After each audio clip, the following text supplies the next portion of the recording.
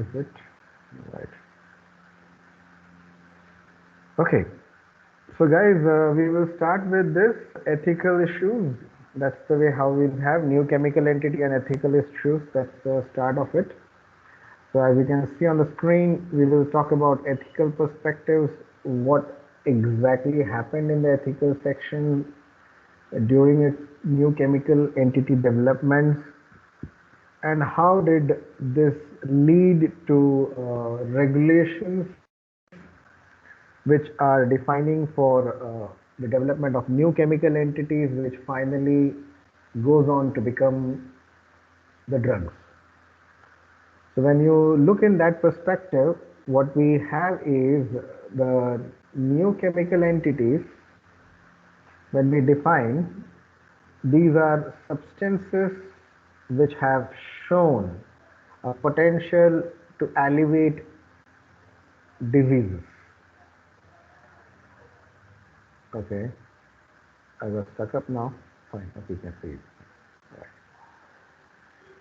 Okay, so in the new chemical entities, when we look into the new chemical entities, by definition, these are chemical substances. So when a chemical substance has been talked about, the way the activity is governed, the activity is dependent on one of the one of the facts which we call it as the functional group. So when we look into a new No, chemical sir. entity, we would hello, yeah, Sir, can't see your PPT. you can't see the PPT. All right, No. can you see now? Yeah. Yes, Yes, now. sir. Okay, beta. You'll have thanks, beta. Please intervene and let me know because I usually face a challenge which using Teams, beta. Okay, so you'll have to just help me with that. All right, fine. So we what I have is a complete screen only. Okay, and I put it in full mode so that you can see the PPT, and it says ethical issues in human subjects and research. So moving to the next slide per se. So the first step in the evolution of ethics is the sense of solidarity with other human beings, as this is stated by Albert Schweitzer. So this gives you an idea. In this slide, what you are seeing is the idea of milestones in ethical development. So when we say milestones in ethical developments, in the sense that when the chemical substances were being developed, you had various nodal points where experiments were conducted which were not in sync with the ethics which were later laid down.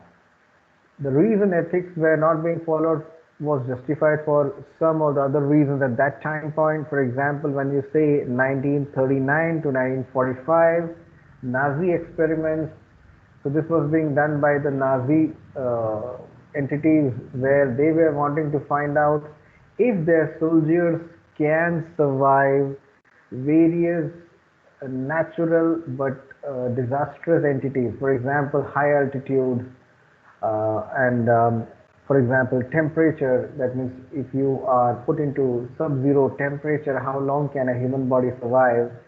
And then experimentation pertaining to flame effects, how much burn wound and the person can still survive, what's the effect of poison experiments.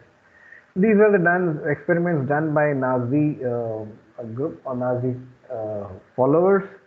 And what happened was that during that time point, the experiments were done without the consent of the person who was being participant to the experiments. What it means is these experiments were being conducted on prisoners of war, POWs, what we call it as. And these experiments, since it were the justification was that it was for the common good of the people, but not at the cost of people who have been made to participate in the trials under force, because they were prisoners. So obviously they were being fed and they're being taken care of in gas chambers. They used to have experiments done which resulted in people being taken to gas chambers, and um, brutal things were being done. So these are the experimentation which took place in all these time durations. and this was later taken into cognizance, and you had ethical guidelines being defined for them under part of the consensus which was developed, which is called as ICH, International Conference of Harmonization, and it gave rise to something called as GCP, Good Clinical Practice. So these were the ones which were being the ethical perspective, which was in terms of drug development point of view, which we have to understand. So the first experimentation which we have in documentation, which has been taken into consideration, is from 1932 to 1972. There was Tuskegee experiment. So Tuskegee experiments was on syphilis, where it was deliberately the treatment for syphilis. Syphilis is a sexually transmitted disease, and it is detrimental to the person who is having it, and it gets spread from person to the persons whom he or she is sexually inclined with. And what was deliberately being done was the blacks, that means between the racial discrimination was being carried out in US, where the people who were blacks were only given the placebo while the whites were treated, and just to figure out how disastrous the particular disease is and what would be it leading to. So that was something which was a non-ethical thing. I mean, racial discrimination at an experimental level, where you are having clinical trials being conducted, was this was one of the experimentation point of view. Another one was, for example, in 1939 to 1945, as I said, Nazi experimentation, which you talk about. Then you have 1944 to 1974 human radiation experiment by US government, where the people were purposefully exposed to higher radiations or higher level of radiations, just to figure out at what level the survival occurs. Just in context with understanding the nuclear catastrophe and the perspective if a nuclear war takes place. So these are again being unethical in that perspective. So other than that, you have the Nuremberg Code, which was Nuremberg was a place in Germany, and based on all the previous experiences which was notified by the international community in terms of war crimes, or as you can say, unethical way of handling the prisoners for medical purposes, they outlined ethical principles for research as Nuremberg Code in 1947. And then in 1948, the United Nations adopted these Universal Declarations of Human Rights as part of its legislative phenomenon, and it was decided that ethics has to be there, and there has to be a consent, informed consent, to be taken from the person who is participating in the trial, and the participation should be voluntary. It should not be under any coercion, was what was being decided on. So these were the ones which had occurred at the time duration. So what I'm also gonna do is I'm gonna take you to certain videos where I can just show you this part of history. Okay, so one of the previous ones is the thalidomide tragedy which occurred. So thalidomide was one of the starting drugs which could be looked upon as something which actually caused this entire entity to work around. So that's the one which we can go across it. But at the same time, when we watch thalidomide, we will also realize that drug development and discovery is a very unique phenomenon, because you may have the drug which you may want to ban, very beneficial in some extreme cases, or for treatment of something else also. So we will understand those details also. But starting with, let's see what are the fundamental things which went across in during that time point. So we will just see about first the thalidomide. So I'm just playing this particular video for you. So guys, do let me know once you are able to see the video and hear it. Otherwise, do let me know, Beta. Okay, sir. No, the video is not visible. We can Are only you hear able the to audio. see? Are We you we able can to? only the No, PPT is sir. visible. You Can't can't see. see the. Only. You can't see the video. Oh my God. Okay. We All right, can see the guys. I'm PPT. again sharing it across. Yeah, yeah. One sec.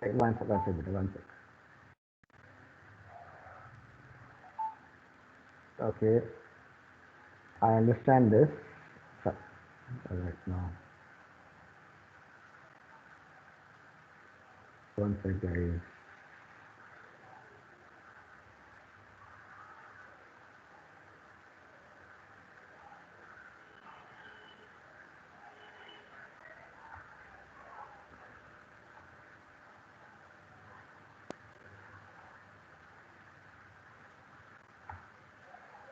Okay, guys. I believe now you can see the screen.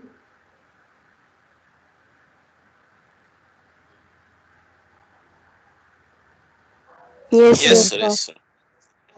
Okay, and I believe you will be able to hear the video also. This is about thalidomide phenomenon. So I'm just starting from the start of it. It's a 12-minute video section which will give you an idea about the perspectives, what happens during drug development. Playing it for you now, guys.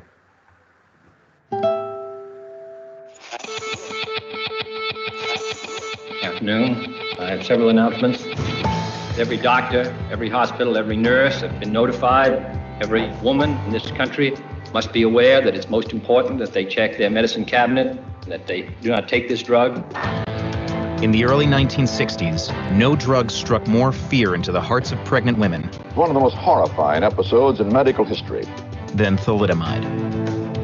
It changed our relationship with the drugs we use One reason U.S. drug laws are so strict, thalidomide.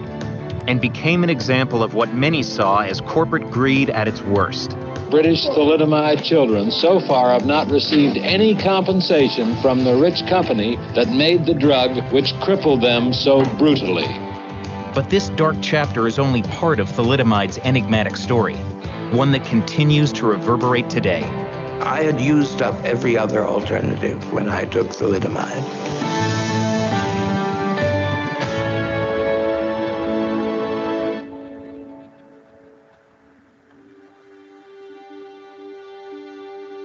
In 1960, a new wonder drug was slated to arrive on American shores, a sedative that was said to also treat a range of other ills. A hypnotic, as the doctors call it, that was the answer to a prayer. Its generic name was thalidomide. The hallmark defining quality of thalidomide was its safety. So safe that in Germany there was no prescription needed. The German company that developed thalidomide, Chemie Grunenthal, claimed that even pregnant women could take it. The drug company had handed out samples of this drug all over the place, starting with employees of its own company. On Christmas Day in 1956, a baby girl was born in Germany without ears. And she was the daughter of an employee of the drug company Grunenthal. No immediate connection was made to thalidomide, which soon sold nearly as well as aspirin in some European countries. We received it in quantities like 1,000 pills. There was tremendous pressure all over the world to get this wonderful new drug on the market. They had 2 million tablets ready to go the moment the FDA approved the drug, which was almost a foregone conclusion, until one doctor came along and began working at the FDA. It just so happened that my first application was for the drug thalidomide. I got this because I was new and they thought I should have an easy one to start on. But Dr. Kelsey was uneasy with what she saw as the lack of rigorous scientific studies and the slipshod presentation of safety data provided by Grunenthal and William S. Merrill, the U.S. distributor of the drug. The best thing that could be said about thalidomide at the time was simply that you could not kill a rat no matter how much thalidomide the rat ate. With thalidomide being prescribed for morning sickness in other countries, Kelsey became particularly concerned with what effect it might have on a developing fetus. In June of 1961, an article appeared promoting its safety during late pregnancy.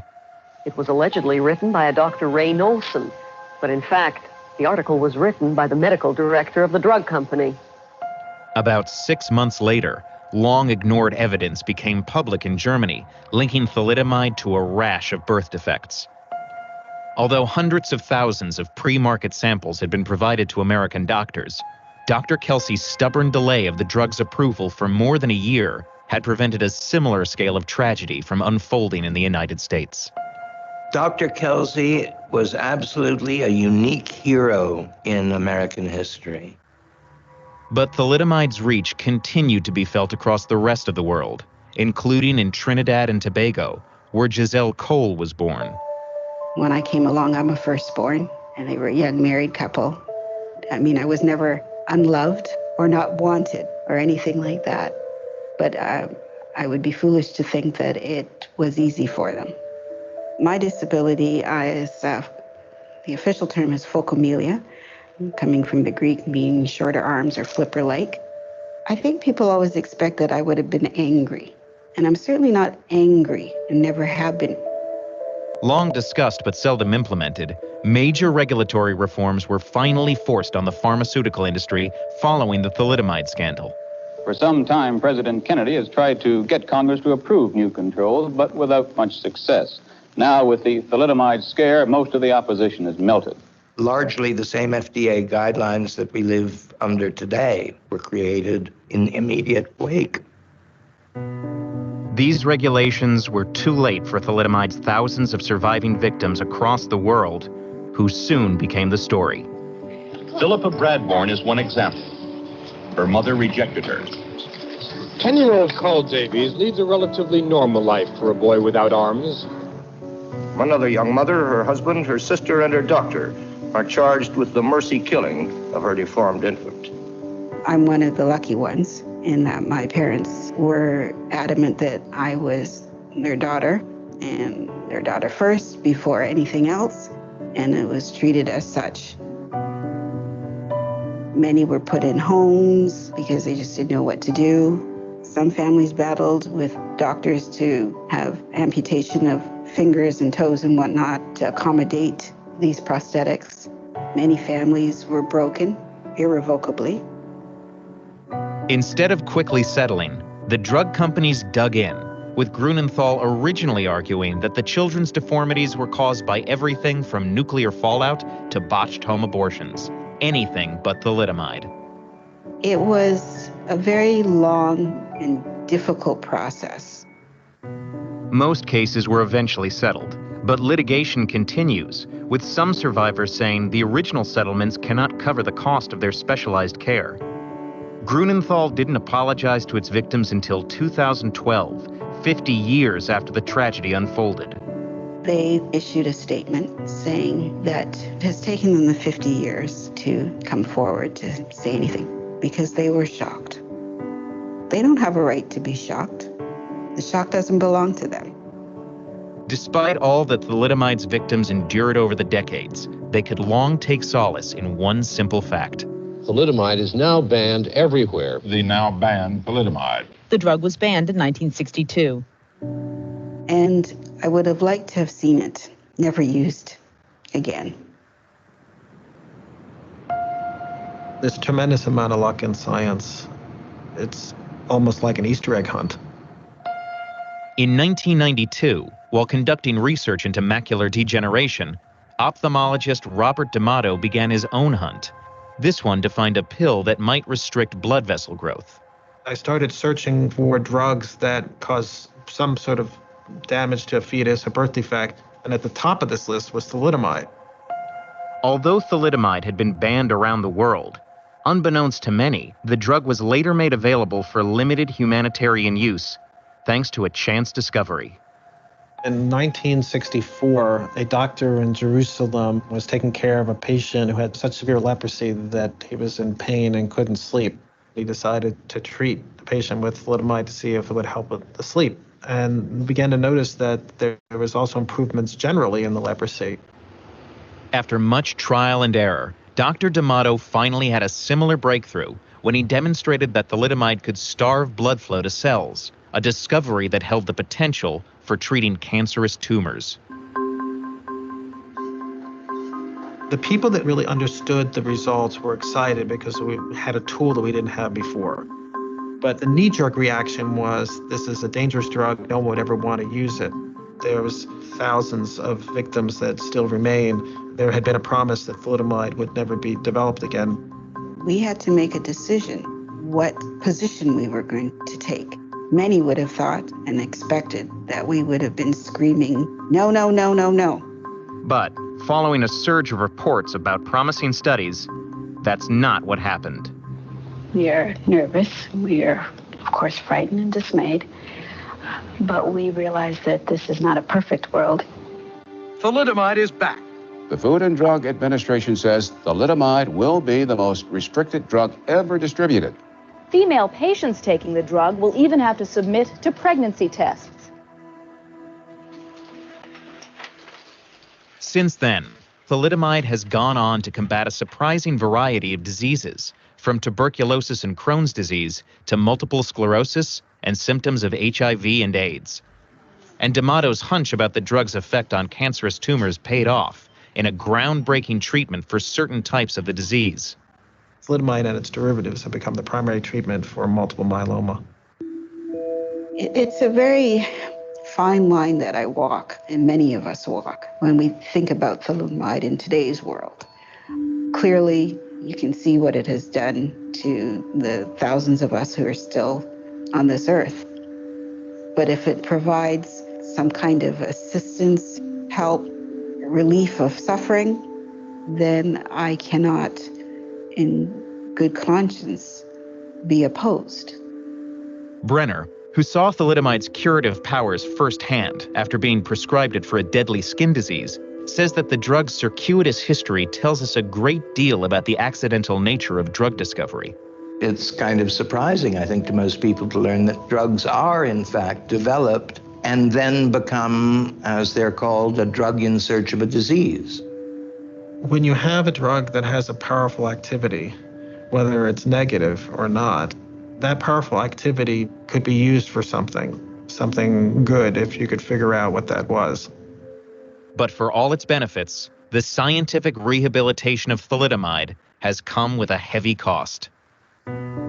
We were told this could never happen again.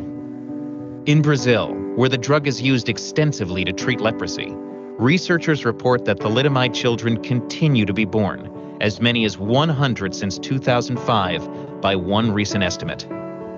50 years down the road, I would like to think that there's no such thing as thalidomide, that we have created something, that we have developed something that would allow us to bury thalidomide. Literally. Destroy it, get rid of it, so that there are no further discussions other than a note in history.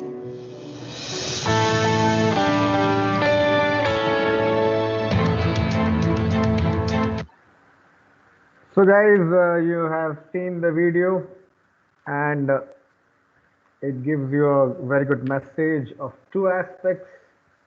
One, the drug development, the perspective of drug development, the conversion of new chemical entity to drug, and it also throws light on the fact that it's a very tricky process.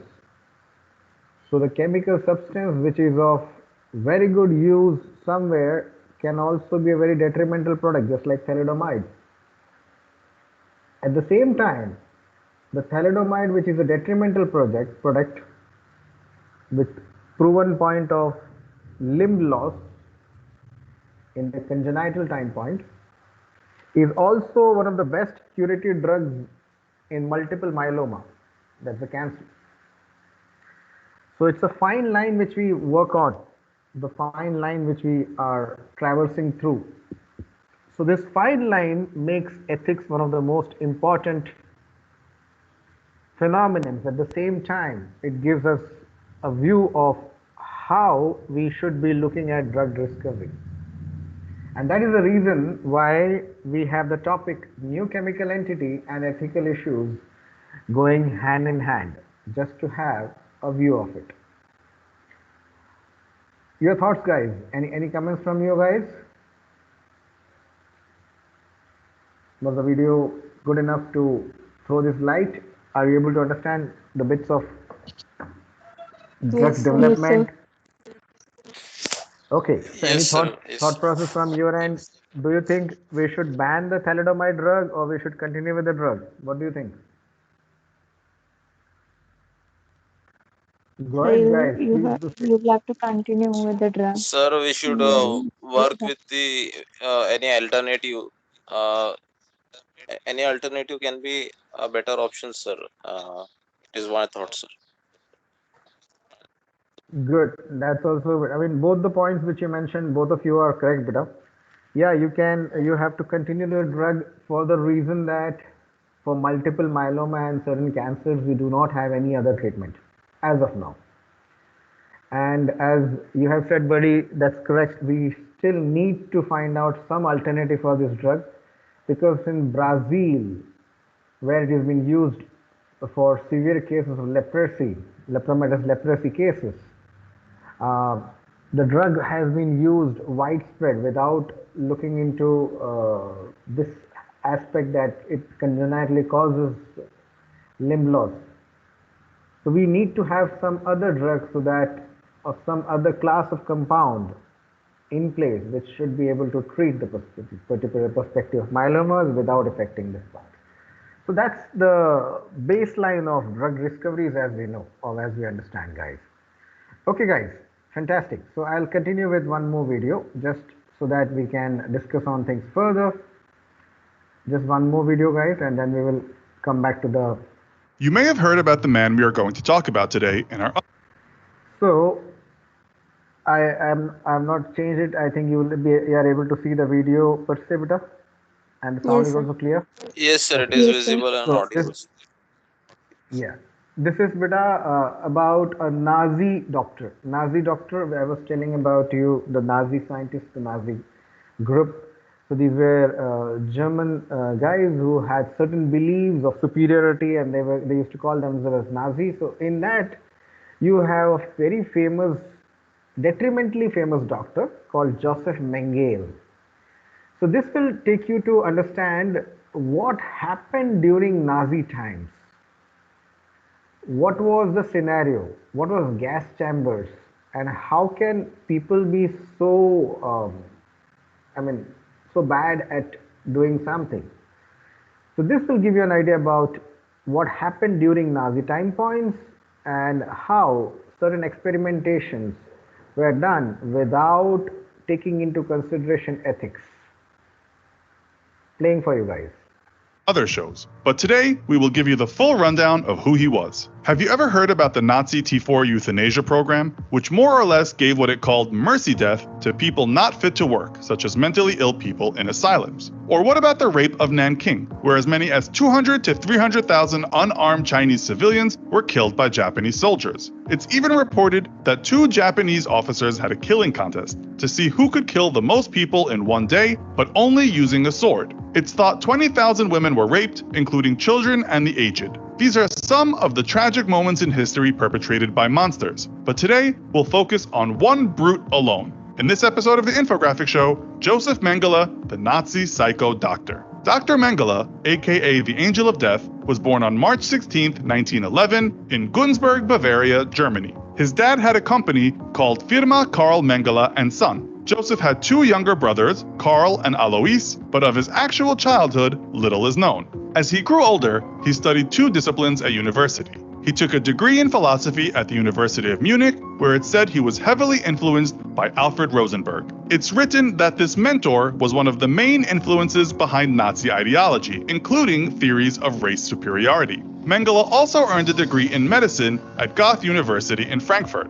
5 years later, he would finish his PhD in physical anthropology. If you don't know what that is, it's mostly concerned with how our bodies evolve, how we are physically different and what that means, as well as understanding the biological base of human behavior. You'll soon see how this relates to what he did later in life when he became a somewhat devilish experimental doctor. In 1937, he studied under Germany's leading expert on twins, joining the Institute for Hereditary Biology and Racial Hygiene. He then joined the Nazi Party and the SS, and was drafted into the army and worked as a medical expert. He wasn't always in the background, and did see a lot of action on the Eastern Front. He was seriously wounded, and so was sent to work at the Kaiser Wilhelm Institute for Anthropology, Human Genetics, and Eugenics. Prior to that, though, he received the Iron Cross First Class for rescuing 2 German soldiers from a burning tank.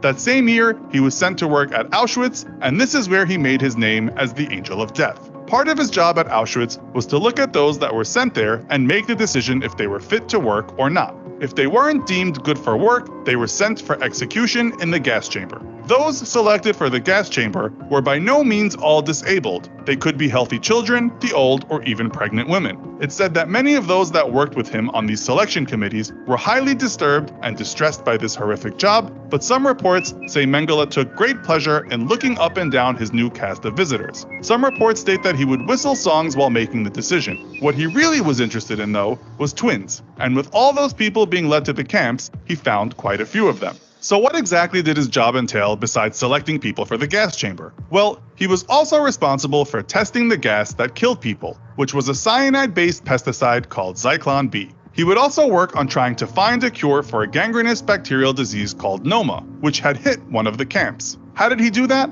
Well, not in the way you'd expect. He rounded up mostly affected kids and had them killed. Then he sent their body parts back to university labs for more research to be conducted. He was also trying to find some way of helping German soldiers not freeze to death on the battlefield. The elements were a killer for many men on different sides, especially in Russia. So Mengele froze prisoners at the camp just to see what most bodies could take, and so working out what soldiers would be able to stand. If they did die, he would use certain techniques to try and bring the frozen prisoners back to life.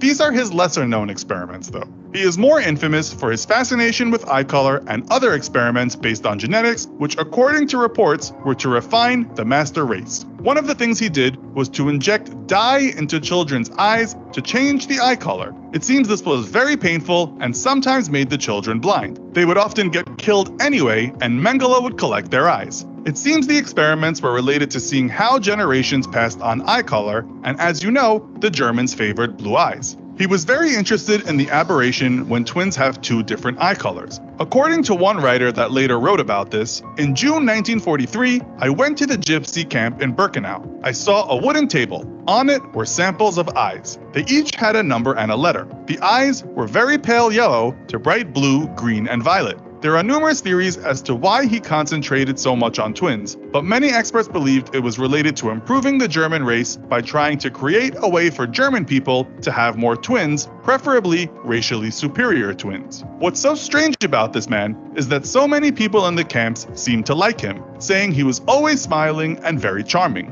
One survivor recounted, Mengele was an attractive man. A perennial little smile showed the gap between his front teeth. Whenever he spoke to me, he was very polite, giving the impression that he was interested in me. It was hard to believe that his little smile and courteous behavior were just a facade behind which he devised the most horrific, murderous schemes. Sounds like he fits the description of a psychopath. It's said he made life much easier for his young victims, giving kids a kind of kindergarten and feeding them well. They played more and even referred to this monster as Uncle Mengele, only often later ending up being viciously experimented on. For this, he has since been labeled a very cunning, unremorseful sadist. He'd often give his kids candy, but little did they know what was in store for them. He'd also experiment on dwarfs and pregnant women, performing surgeries without any kind of pain relief. They too were then sent to the gas chamber. Other accounts say he would remove limbs of people without anesthesia, pull out teeth, transfuse blood from one twin to another, perform ad hoc sex change operations, and see how well people dealt with total isolation, measuring their madness. But his macabre piece de resistance was when he tried to sew 2 twins together, thereby making them conjoined, a kind of Siamese twin Frankenstein's monster. We must remember that all these accounts come from witnesses in the German army and survivors, at least according to The Guardian. It said there are no manuscripts of what he did.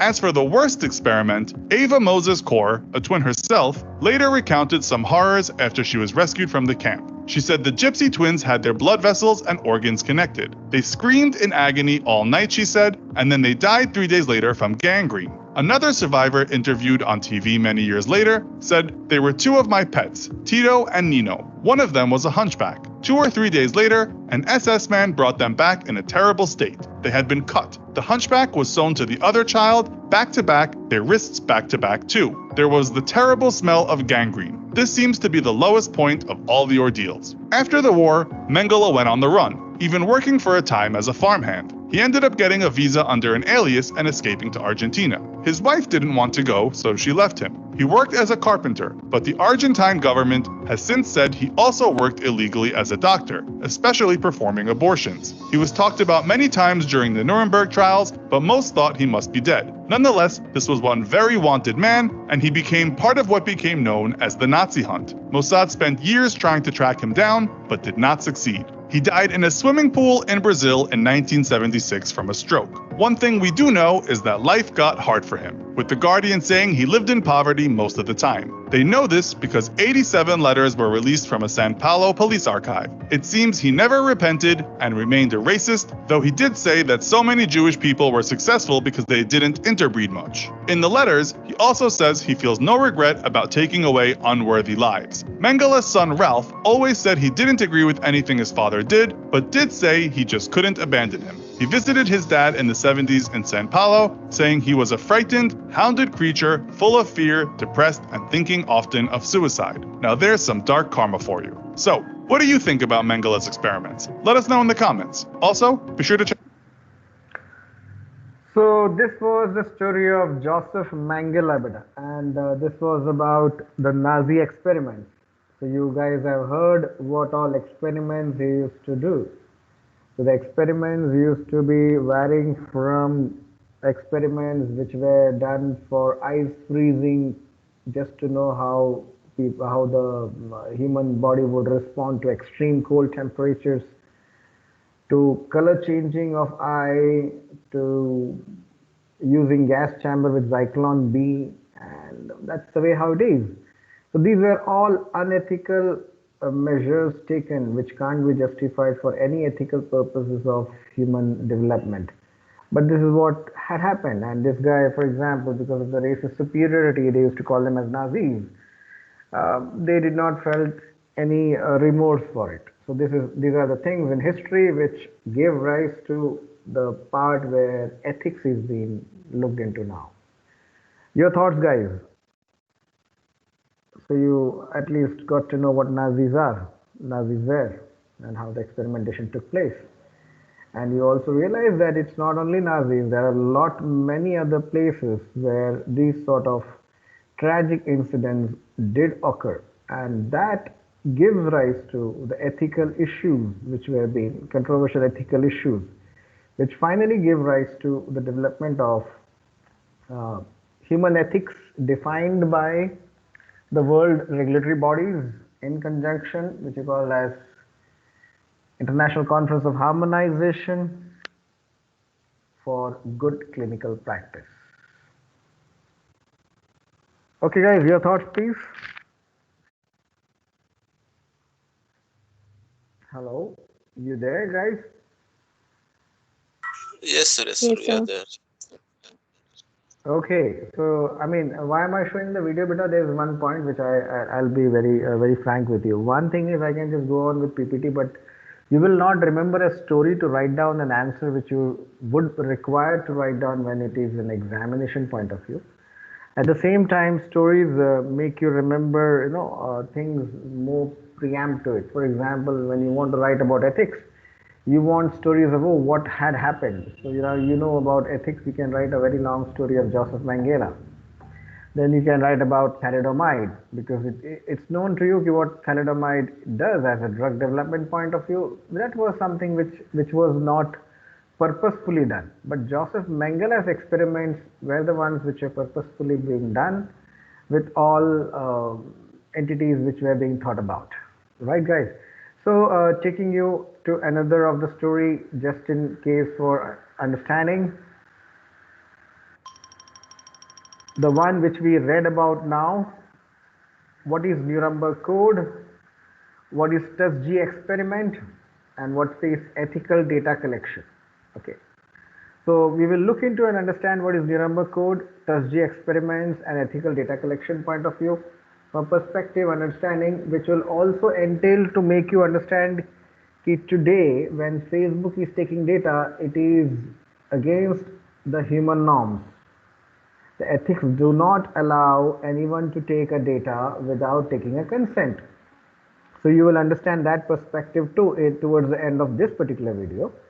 And after this video is over, we will go down to the PPT to go ahead with that, because in the PowerPoint we mentioned about Nuremberg Code, we mentioned about TUSG experiments, so we are going to be understanding that. We saw about the concept of Nazi experimentation, so you know what exactly Nazi experimentation meant. And we also saw that drug development is a finite sword, because you can have some drugs, some new chemical entities becoming drug, and which is very potentially useful. At the same time, it may be detrimental in certain situations. At the same time, when you talk about drugs, it would be of use, or chemicals which may be banned may be of use in good perspective. For example, botulinum toxin, which you must have heard, produced by Clostridium botulinum, is a potential killer, but it is used as Botox injection for cosmetic purposes. So what happens is, we should know how to use it and how much quantity of material to be used out as a chemical substance which can be deemed to be called as a drug. For example, salt, if used in higher concentration, can be killing, but without salt we can't survive also. So it's a dual-edged thought process. Just like fire can be used to cook food, it can be used to burn or kill people. So the finite is how potentially you know what quantum of it has to be used on, and that's developed and that's understandable if you understand the ethics perspective of it. At the same time, the scientific rigor behind it should give you an idea about how to estimate the potentiality of it. So guys, I believe you can still see the screen clearly. So I'm playing this one last video for us, and then we go back to the PPT. So this is about Nuremberg Code, TUSG experimentation, and ethical data collection. And as I said, ethical data collection, you will realize that our data is being collected without our permission in a lot of point of views. So let's go on and play it around. Just one confirmation. Are you able to see it better? Still the visuality is very clear? Yes, sir. Yes. Yes, sir. Okay, sir. Playing it for you guys. Hi, I'm Adrienne Hill, and welcome back to Crash Course Statistics. Today we're going to take a step back from sampling and regressions to talk about the impact of all that statistical gathering. We've seen that the interpretation of this information can have real lasting effects on our society, but its collection can also have lasting effects on the subjects. The process of gathering and applying statistics can affect real people's lives, which means there's a responsibility to gather and use this data ethically. Today we're going to discuss 5 stories. 4 of them are real, and all of them can help us learn where collecting data can go wrong and how we can help prevent these things from happening again.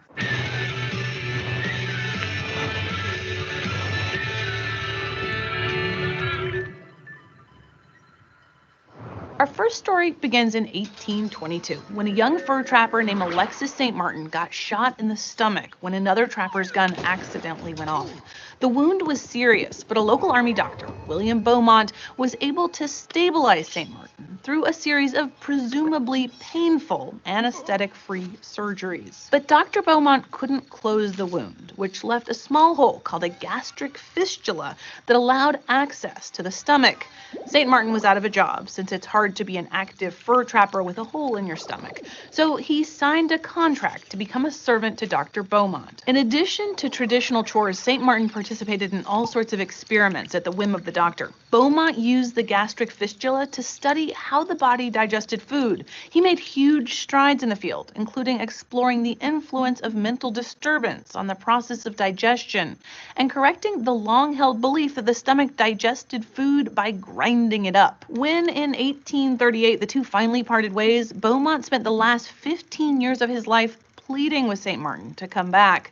Maybe unsurprisingly, St. Martin declined. Without this strange situation, the field of gastroenterology may have progressed more slowly.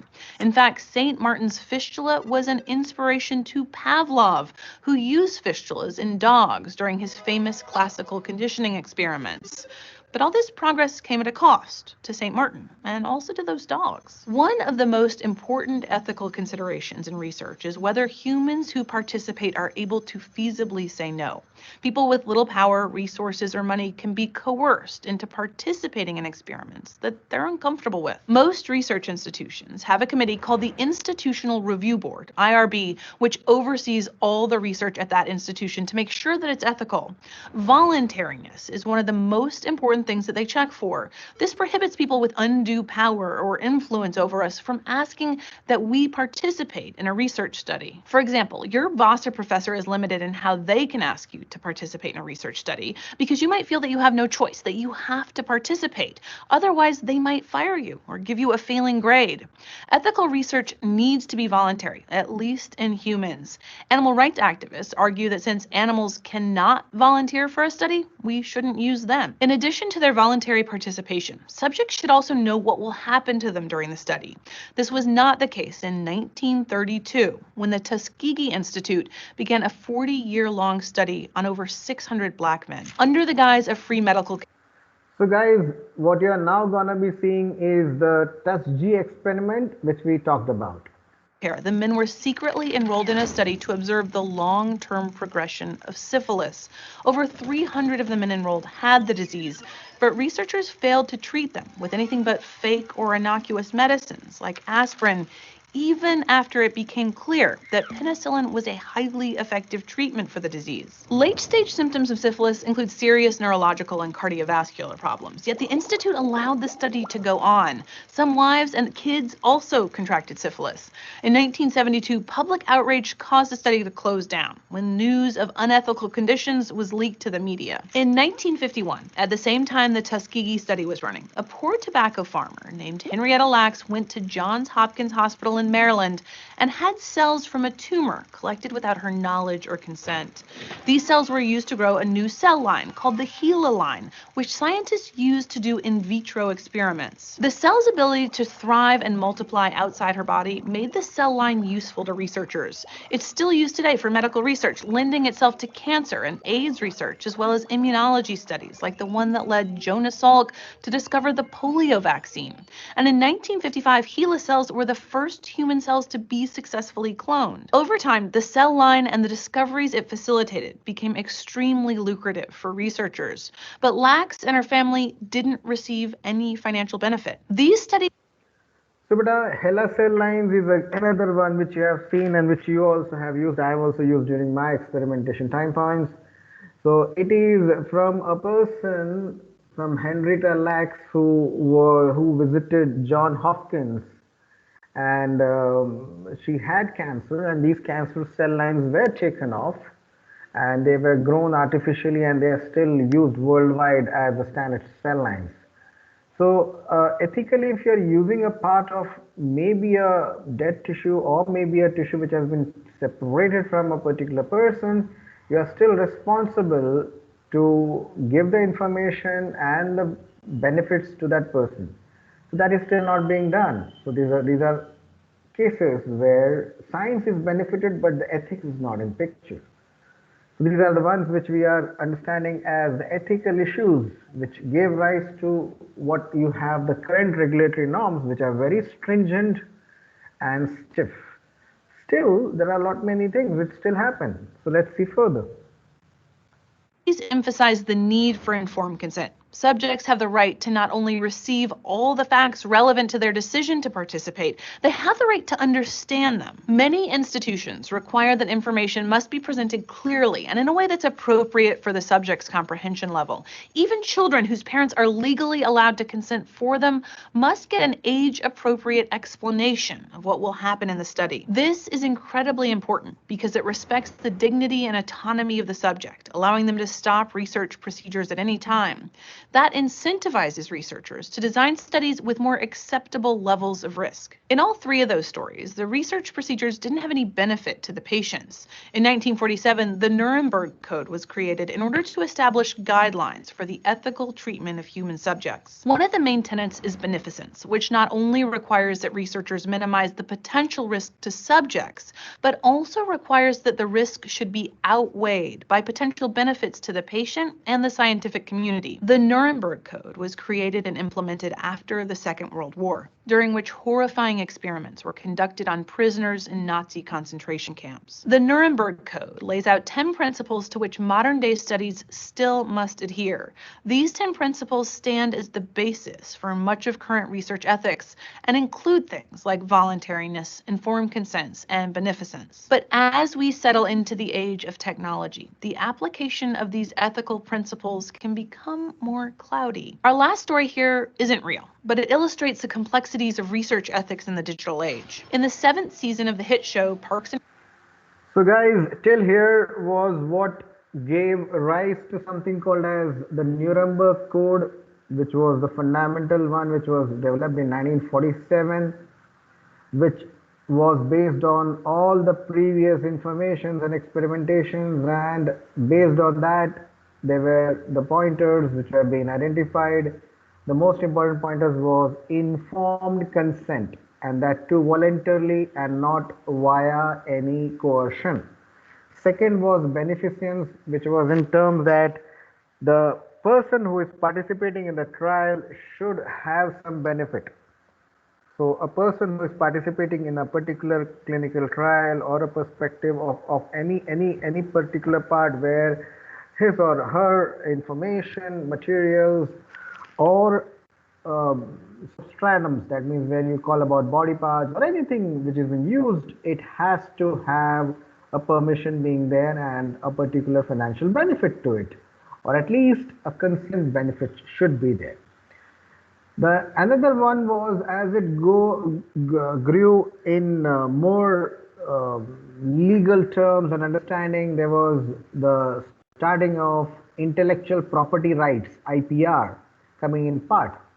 So all these gave rise to a lot of beneficence for the people who were voluntarily participating and for the persons in general. But there is something which is happening now which we do not realize is against the ethics, and it is being questioned again and again, and that is data privacy. That means every person has the right to data privacy, his, her data privacy. And that's the reason why, if you have heard many times, there were many times about last 4 years, 5 years, the Facebook chief has been called again and again, and the US senators are asking questions for credence of how they are ensuring that our data is not being misused. Because data is now money. For example, your data, if it is sold, you never know what. So there are buyers of your data. For example, you will realize from this video how your data is so important and is being used by companies for commercial purposes. Okay, before we go on further, beta, is everything clear till here, beta? Please say, is it clear, guys? Nuremberg TUSG experimentation. Okay. So now, beta, let's go further and understand what is happening to all of us in terms of digital perspective. Recreation, a giant internet corporation comes to the small town of Pawnee, Indiana, to offer free Wi-Fi to the entire city. Everyone gladly accepts. They like the free service. But when boxes of personalized gifts arrive at every citizen's doorstep, some become a little concerned because the gifts are perfect, fitting the exact interests of the recipient. Someone who collects stuffed pigs dressed as celebrities gets Samuel L. Jackson, and someone obsessed with politics gets the newest Joe Biden poetry collection. These boxes are perfect for the people who receive them. Eerily perfect. So how did the internet company know what each person would want? Well, in the show, it turns out that the free Wi-Fi came with a pretty high cost. Privacy. In exchange for the free Wi-Fi, the internet company, Grizzle, was collecting all data that was transferred over the network. This gets called data mining. And it may seem far-fetched, but it's happening right now. Not the gift stuff, the data mining. Grocery stores track what we buy with our rewards cards. Netflix keeps track of everything we watch. Amazon knows exactly what we buy, what we look at. And those terms of service agreements we click on without reading them when we download an app or sign up for a social media account, they often include some kind of stipulation. When we use free internet services, we're agreeing to pay not with money, but usually with our information. Facebook and Google offer their services for free in part because they're profiting off of our data. They might be using it for research or to customize our experience on the site so that maybe we buy or watch more stuff on Amazon and YouTube.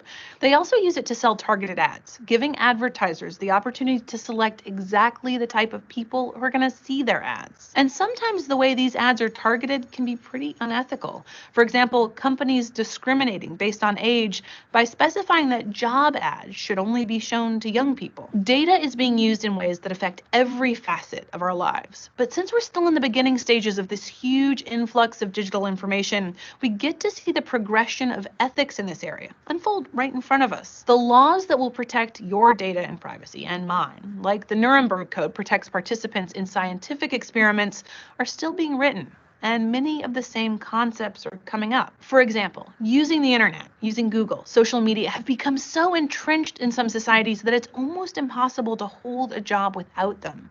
And if that's the case, we need to ask whether it's ethical to require that users sign over their right to privacy in order to use them. Or like in most clinical studies, does that border on coercion? We also need to ask whether companies that use or sell our information be held to the standard of informed consent, which requires agreements to be in language that's simple enough for the user to understand what they're agreeing to, even if they don't have a law degree. Or on the other hand, whether companies should be exempt from this requirement if they only use the data internally. It's possible to draw parallels between data mining and the stories we talked about at the beginning of the episode, though admittedly, it's not quite as harrowing.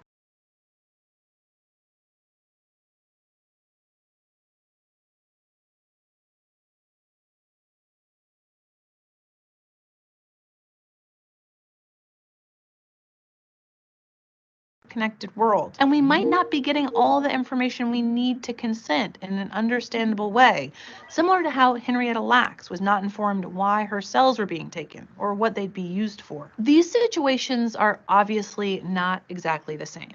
And we, as a society, need to decide how to apply the principles of research ethics in these new digital spaces. As we move forward and gain the ability to do things like sequence an entire genome in days rather than years, we open the door for amazing advances in personalized medicine that could save millions of lives. But we also open the door for abuse of this sensitive information. The conversation about how to handle these types of situations is still going on. We're the ones who will decide what is said, and we're going to be the subject of those decisions. Thanks for watching. I'll see you next time. So guys, this was about the phenomenal usage of our data too. Correct. So you guys have seen that our digital data is also being used without our permission, or have you given the permission? That's a question which can be asked. So any questions, any comments from you, beta, on this part? No, sir. Okay. So at least you guys know that your data is being taken. Are you aware of this part? That जब आप Yes, Amazon sir. में कुछ आप खरीदारी कर रहे हो, तो Amazon आपको सजेस्ट करता है नेक्स्ट टाइम कि भाई ये खरीदो, आपका आपने अगर एक सर्च मारा तो it gives you the same search results again, asking Yes, you, sir. okay, why don't you try this?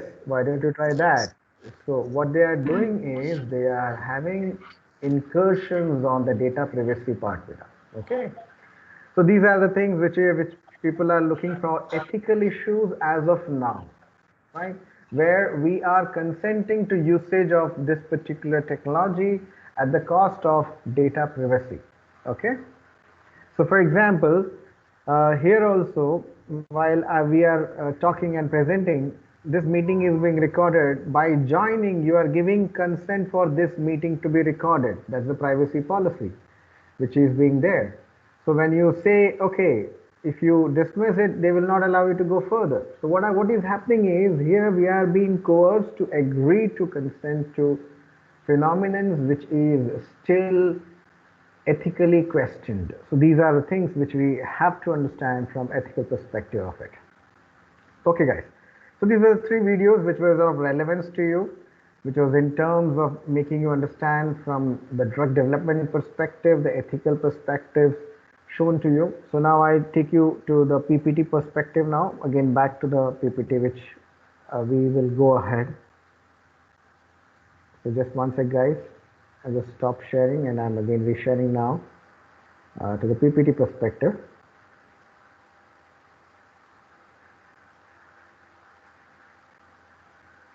So guys, I believe you can see the screen now with the Yes, PPT. sir. Okay. Yes, Yes, sir. sir. Yeah, so this is the milestones in ethical development. So guys, what you have seen is the same, but in detailed version in video format of Tuskegee experiment on syphilis, 1932 to 1972, which we talked about, 1939 to 1945 Nazi experiments, 1944 to 74 human radiation experiments. I'll show you, but not today because otherwise it will be too much video. And then the starting of Nuremberg trial of doctors, which resulted in 1947 the Nuremberg Code being outlined for ethical principles required for research. So let's go to the next slide now. So here, the next slide is in 1953 NIH policy, that is National Institute of Health policy, the first US federal policy introducing independent reviewers to examine research, forerunners of the IRBs. IRBs, so there is an ethics committee when you want to do a particular clinical trial with us. So this ethics committee is called as, there are two ethics point of views which have been allowed. So what happens is when you want to do a clinical trial, what do you mean by that is, when a drug is developed, the chemical experimentation is done in the lab. It can be used, you can use QSAR technology, quantum structure active relationship technology. You can use high throughput screening, formidable technologies, other technologies, whichever is being there, strand, those are technologies which have been used across. You narrow down to a particular chemical substance which is very potential for a particular activity, which you believe that is going to be good in terms of alleviating a symptom or a disease. So now you do something called, that was all called as in vitro experimentation. So you still continue with that, and then establishing this fact, you would use few more in vitro experimentation. For example, if your chemical substance is potentially good as an anti-infective, you would culture the organism, that is the bacteria, virus, fungus, whatever it is, in a medium, and then subject the exposure of the chemical potent new chemical entity to that particular medium having the organisms which are pathogens or disease causing ones, to see if that chemical entity is actually killing those pathogens or not. So having done that, it establishes their point that okay, this chemical substance is a good substance for anti-infective. So then next question arises, it's a good substance, it shows activity. So does it show the same sort of activity inside the living organism? So there you have the next level where you go on to something called as animal experimentation, where you are going to study 3 sets of animals, which is as per the requirement. Based on that, if you find in animal experimentation too, it is showing the potential activity, you go ahead with one more further perspective. You go ahead with studying, wanting to study now in humans. So when you want to study now in humans, you would require to take permissions.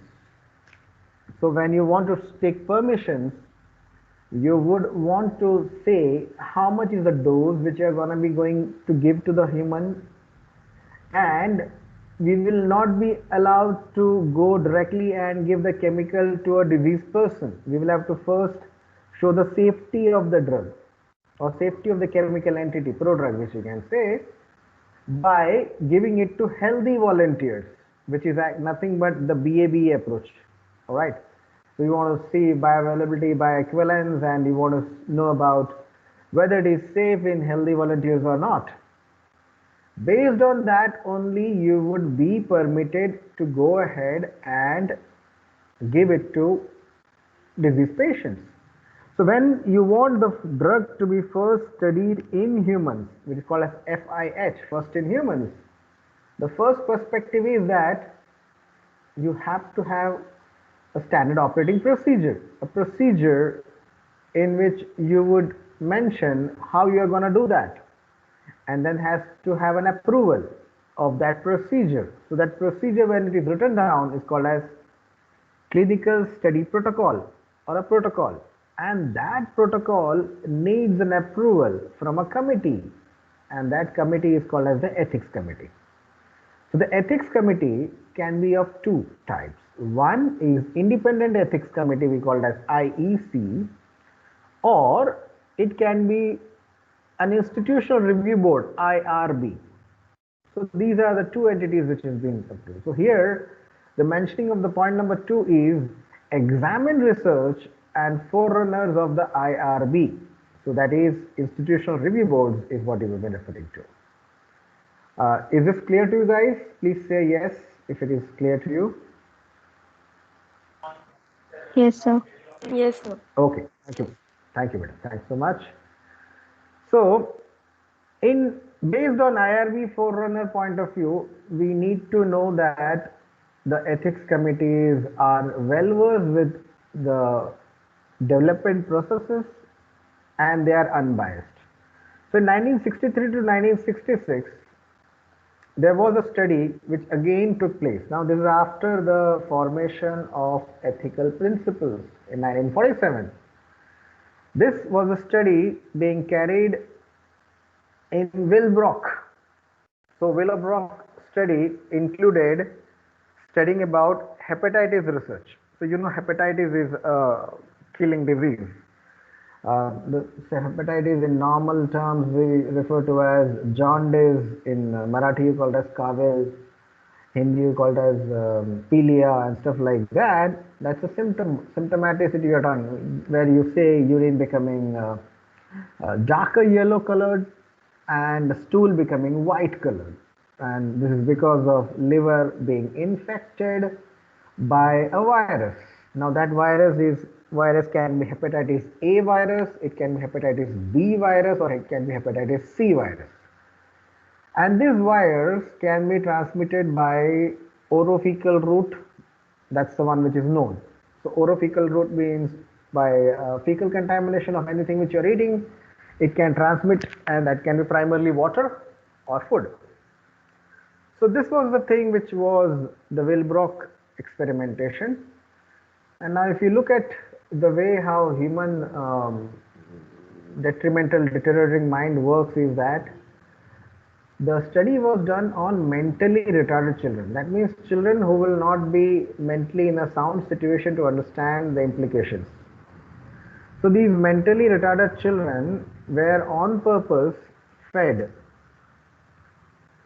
infected material, hepatitis infected material in their food. That means some sort of fecal material entrained food was given to them just to see the spread of this virus and treatment procedures. This occurred in 1963 to 66. Please note, it is after the approval of ethics laws all over the world. This raised issues access to care, concern, and coercion, because this was again. I mean, people do wrong things if they feel it is not gonna be discovered. They are dreaming, because one or the other way it does get discovered. So it got discovered, and that gave rise to a big ethical question mark. How could they do it? So that was the time when you had new laws being emanated, specifically consent. Because for a mentally retarded child, the consent was how the consent was taken. So the consent point is now the biggest in terms of part. If you know, for the consent purposes, from 2010 onwards, the requirement is that the consent is to be taken after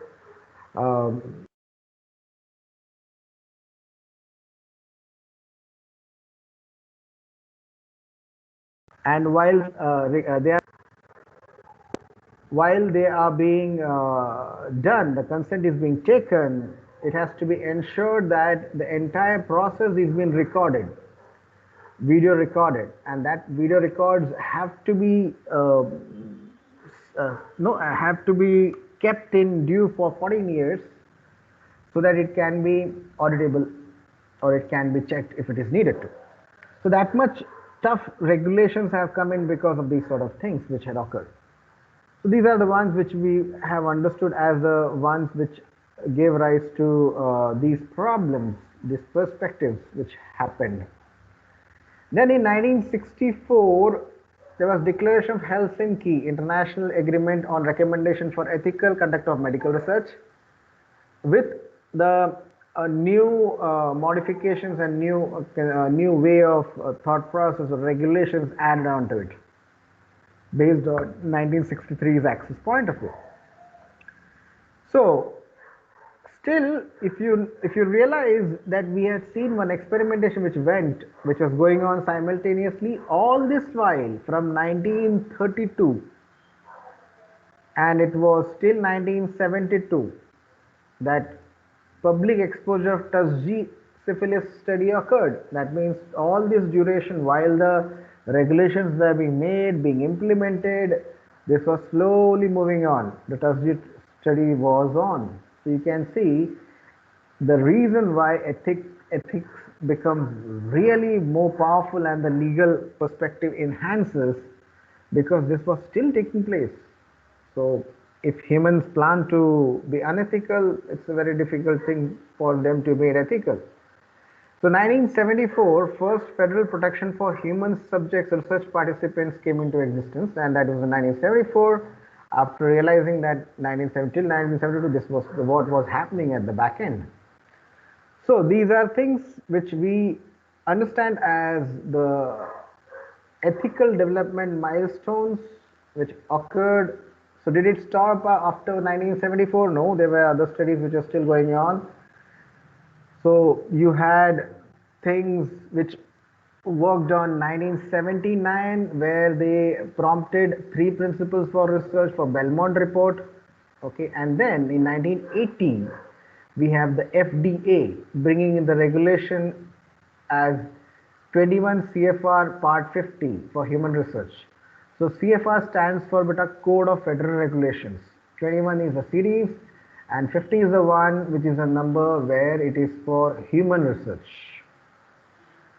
In 1982, the Council for International Organization of Medical Sciences, CIOMS, which is a pioneering organization which ensures ethical considerations, ethical guidelines for biomedical research of human subjects, brought forward the requirements and regulations to add on to it. It's located in Sweden, Uppsala, and that's the place where you have pharmacovigilance data going on. Pharmacovigilance means you may be having medicines at this time of research, you know that they are harmless and they are very good, beneficial, so you say the risk benefit proportionality.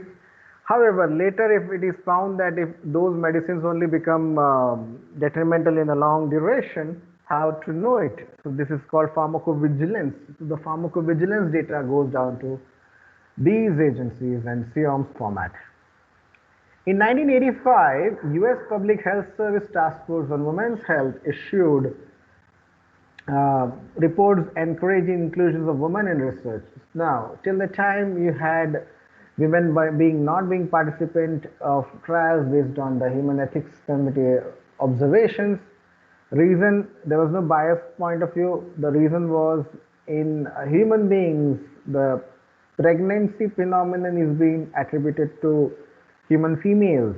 So unlike in seahorses where the males become pregnant, humans, it is the female who become pregnant, who's having the entrustment of ensuring the well-being of the child for 9 months in her own womb. So that's the reason why they were not being encouraged to participate in the trials. But what happens is those females, that means human females, also require medicine. And if you do not have reports of the effect of medicine, they will not be able to get the benefit of medicine. So that's the time point when the Task Force on Human Health Issues report encouraging inclusion of women take place. That is in 1985. Another reason for inclusion of human females, the latter part is the hormonal cycles, which are very different from males. In males, there is only one hormone which is working, which is called testosterone from a sexual perspective.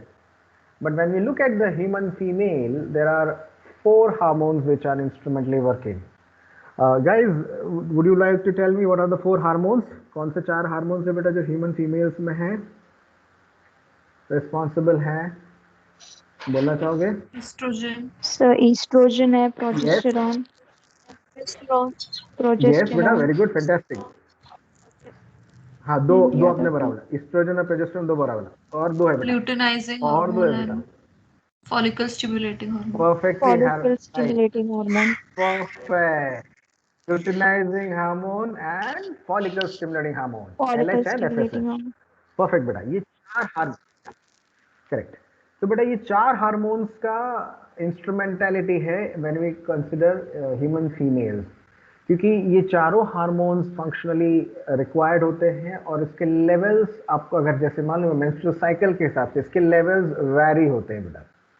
For example, on the 14th day of a 28-day cycle of menstruation, okay, 14th day को जो ovum release day होता है या ovum rupturing of the Graafian follicle and release of ovum होता है, उस दिन the highest quantum of hormone in your body is oestrogen.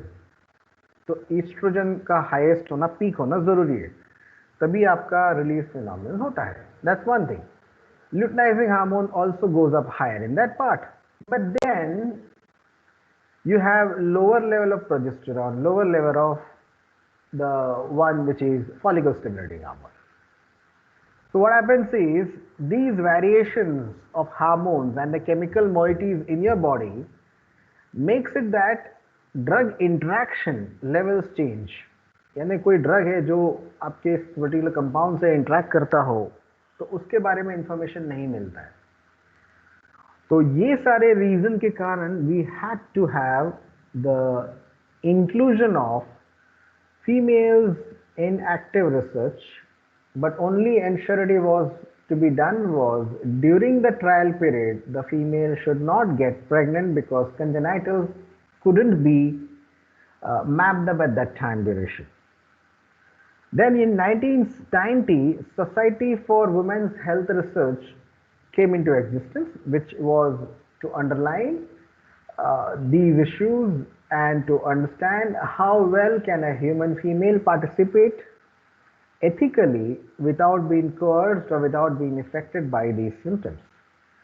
At the same time, one more factor which was instrumental in human female participation is the human females, when you have menstruation as a process, there is a lot of bleeding, and this bleeding is for a duration of 1 to 5 days, and an average human female on in a single cycle loses about 40 ml of blood.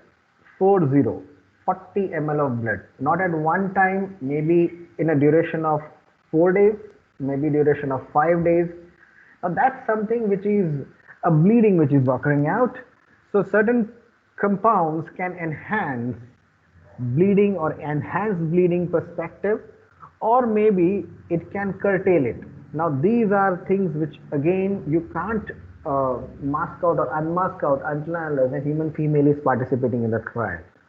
So I have given a list of reasons why in 1985 the task force was set up, and finally in 1990 it got executed that all right, fine, this is the reason why you would have the women's health research being included in this particular aspect of it. So that's the reason why females are being part of it. Still, we do not have much of the data directly from two populations.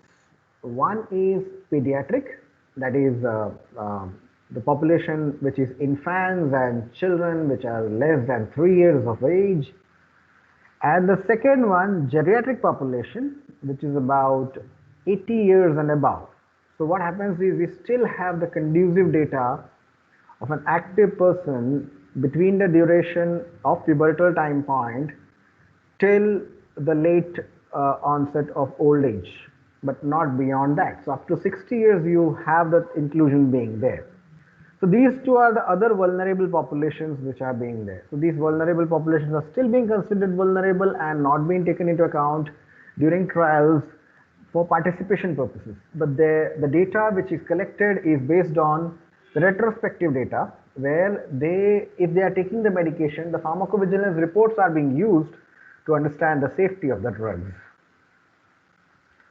So going forward, in 1993, the public exposure of US human radiation experiments. Again, I'll show you this in video, how the experimentation was being done. And the 1993 NIH Revitalization Act mandating inclusion of women and minorities in research. So this is what took place in 1993. So you know that 1990 the implementation occurred, 1993 NIH revitalization occurred, and 1993 only the NIH Office of Research on Women's Health was established. So we are looking at the milestones which were in process, occurred for ethics perspective. Another one when we look into is the milestones in ethical development is 1997 FDAMA, okay, which is about the Food and Drug Modernization Act. So because from FDA it becomes FDAMA, where pharmaceutical industry got the guidances on inclusion of women and minorities in the trials. 1998, the pediatric rule was passed by Congress. As I said, there were two groups which are still vulnerable, which were left out. One was the pediatric group, other was the geriatric group. So pediatric population, to some extent, not to great extent, to some extent, were being allowed to be tried during trials, and that was the one which was mentioning how much is the safe dosage of a safe drug in pediatric population. इसका मतलब बहुत different है बेटा. 1998 के paediatric population में मतलब ये नहीं है कि आपको पीडियाट्रिक पॉपुलेशन को पार्टिसिपेट करने का परमिशन मिला, बट पीडियाट्रिक पॉपुलेशन के लिए कितना परसेंटाइल में ड्रग परसेंटेज यूज आउट होना चाहिए उसका डिटेल्स आया. इसका एक एग्जांपल बताता हूँ बेटा, आपको जल्दी समझ में आएगा. हम लोग पैरासीटामोल खाते हैं फॉर पेन रिलीफ, ओके, और आजकल का जो कॉमन मैंने जो देखा है बेटा वो है डोलो नामक brand, which is the one which is very common है. 600 mg का नॉर्मली लोग ले रहे हैं, and that's the one which is being good enough for pain relief, okay. और ये 600 mg का डोज है.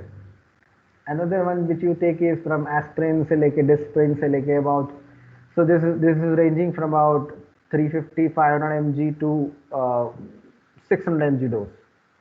बट इसका मतलब ये नहीं है कि अगर छोटा बच्चा है जो पेन के लिए पेन हो रहा है उसको, तो आप उसको टैबलेट घोल के पानी में दे दें, नहीं, उसके लिए बेटा अलग से आता है।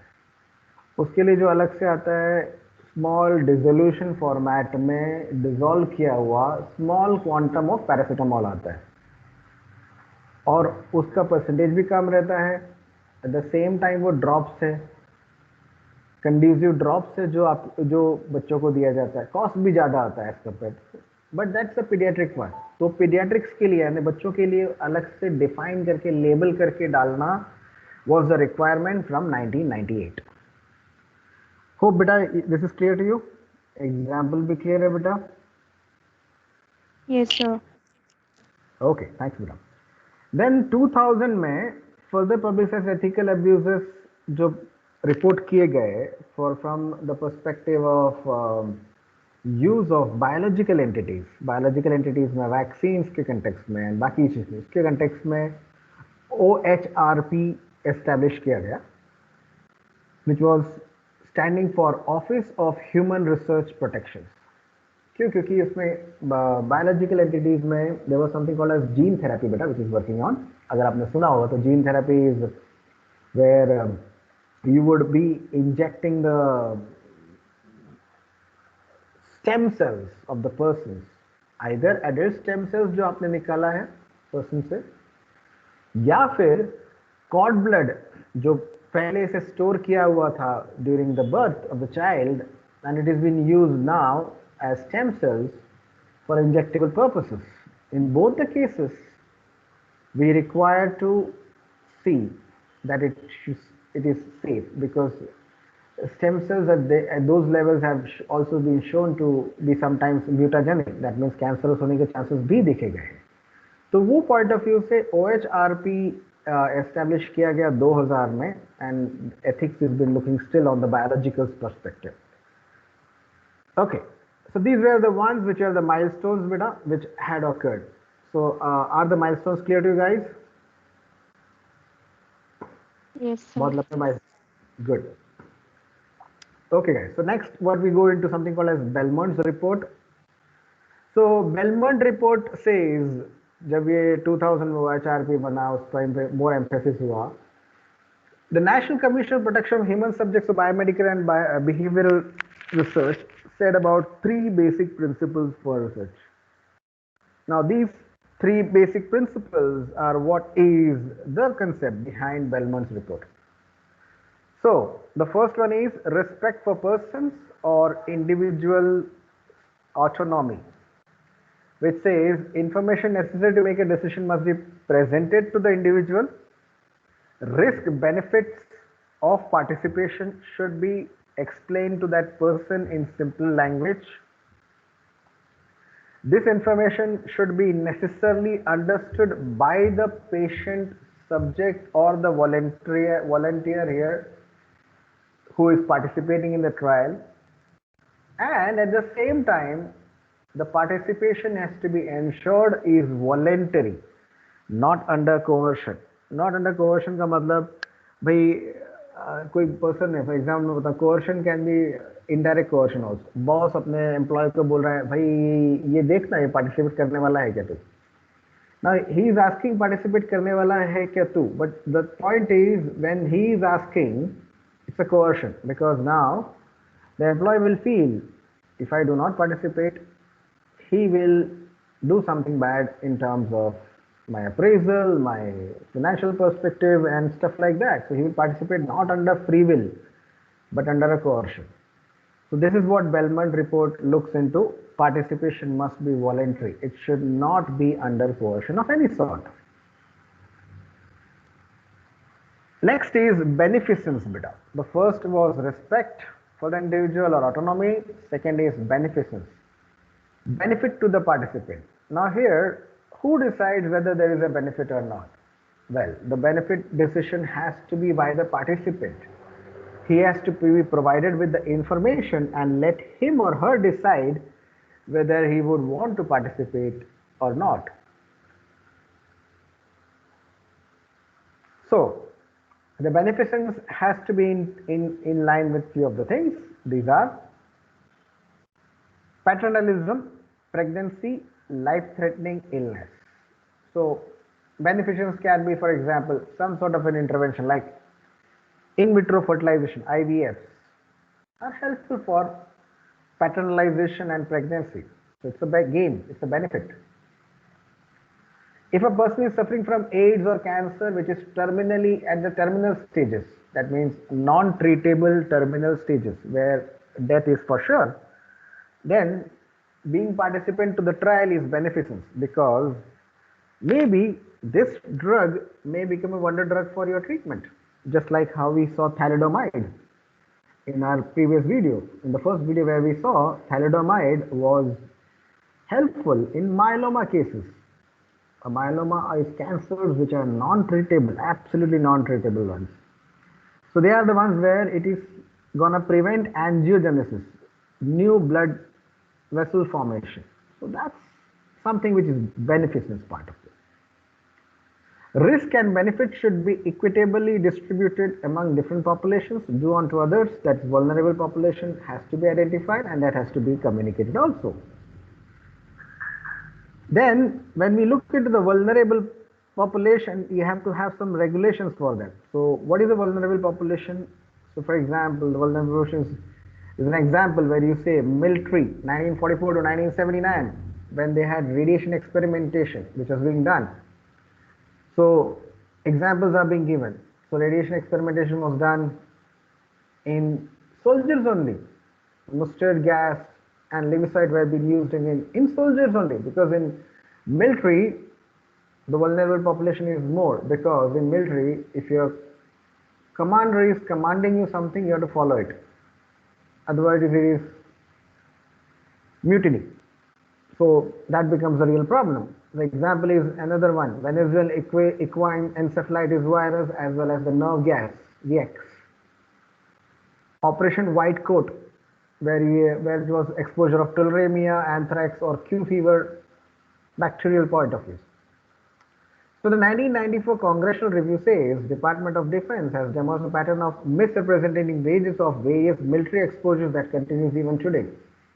For example, another one which you will go and probably can see yourself is, if you go to and see the videos, you will see when the nuclear holocaust occurred, where the Hiroshima Nagasaki bombs were dropped. Well, that was one country working against another country, but it was a threat to the soldiers who were near in the periphery from the country which was putting the bomb. That means जब America ने Japan पे bomb डाला Nagasaki Hiroshima Nagasaki में, तो ऐसा नहीं था कि अमेरिकन सोल्जर्स नहीं थे वहां पे, they were also fighting a war, और इस वॉर के बीच में ये हुआ था. So what would happen is they are also getting exposed, and that's a vulnerable population in that point of view. Okay. Next, vulnerable populations are unsuspecting civilians. For example, when radiation experiment was being done at South Pacific, Oak Ridge, Los Alamos, Hanford, or in case of plutonium injections in Acre report. These are all unsuspecting populations which are being given this particular one. So it does happen, and that's the vulnerable population being defined. So what studies are being done now under the guise of counterterrorism, hidden from public by Patriot Act, is again something which is question mark. So the another vulnerable population is children. Pink size people was real data. So when you say 10 most commonly prescribed children's pediatric drugs were prescribed more than 5 million times. HIV studies in foster children. So all these are vulnerable populations. Another population as vulnerable population is the one where you have women, because of paternalism as well as woman versus fetus. So that's the things which you consider as the vulnerable populations. So that brings us to understand the vulnerable populations and the requirements from that point, right? So that gives you also perspective of how you identify the vulnerable population and how it is being responsible in that part. So guys, I know we have been in the lecture for quite some time, so it becomes loss of attention in some duration, beta. So I believe, is this enough for the day today, beta, or do you want to continue? Yes, sir. This is enough. Yeah, got it, beta. Thank you. You are open to talk to me, beta. You need not think twice before telling me if that's the case, beta. Because what happens is I will judge. I mean, I'll be able to judge from my perspective how long can you sit, but that's not what actually it is. So that's good that you have given a consent. Okay, fine. So guys, we have completed till 17 slide of this presentation. Okay. And since I had used the video, it must not have been very boring for you.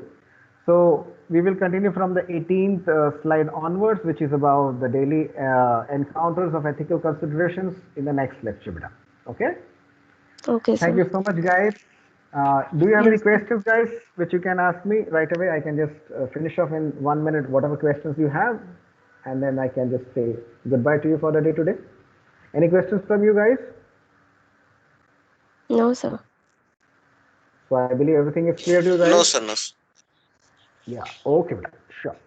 Thank you so much, guys. So this was the one which we started with, NCE and ethical issues. That's all for today. Thank you so much for your patient listening and attendance and the active participation. I wish you a very good day ahead. Yes. Bye-bye, guys. Yes, sir. Good day. Thank you, sir. Bye. Thank you. Bye. Thank you, sir. Bye. Bye. Thank you.